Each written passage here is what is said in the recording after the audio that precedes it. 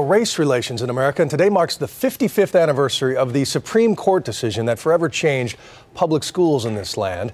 But while forced segregation is illegal, a voluntary version is all the more common more than a half century later.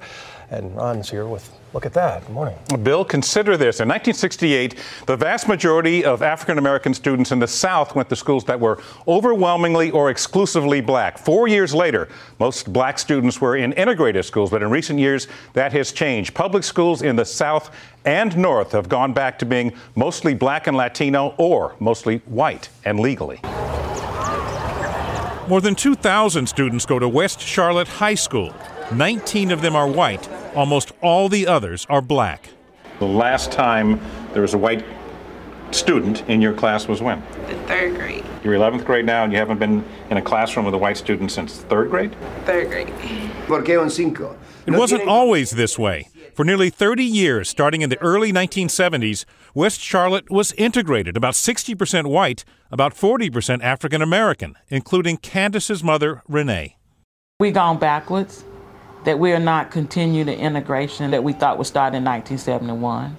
Like many school districts in America, Charlotte's public schools were integrated through mandatory busing.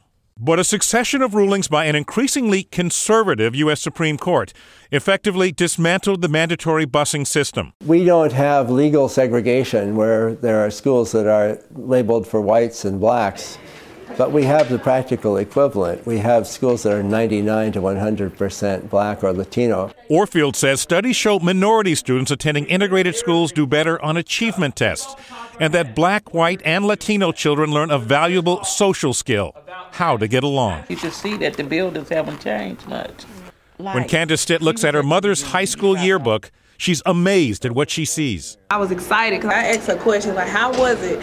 What did they do? How did they act? Did you have white friends? Did y'all hang out? So this is casual conversation. Critics say there's nothing inherently wrong or harmful about schools being racially imbalanced, as long as it's not the result of deliberate segregation. I don't see anything sinister about the fact that some schools are going to be predominantly one race and other schools are going to be predominantly a different race. West Charlotte High is now almost back to where it was when it was one of Charlotte's two racially segregated Negro high schools.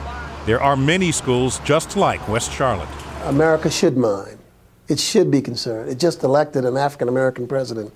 It should not want to see even the natural resegregation of people. But that is what is happening 55 years today since Brown. And Gary Orfield of the Civil Rights Project says most of the extreme school segregation or racial separation is not in the South, it's in the North, in cities like New York City, Chicago, and Los Angeles, and in the suburbs or outside of northern cities. Bill and Kate.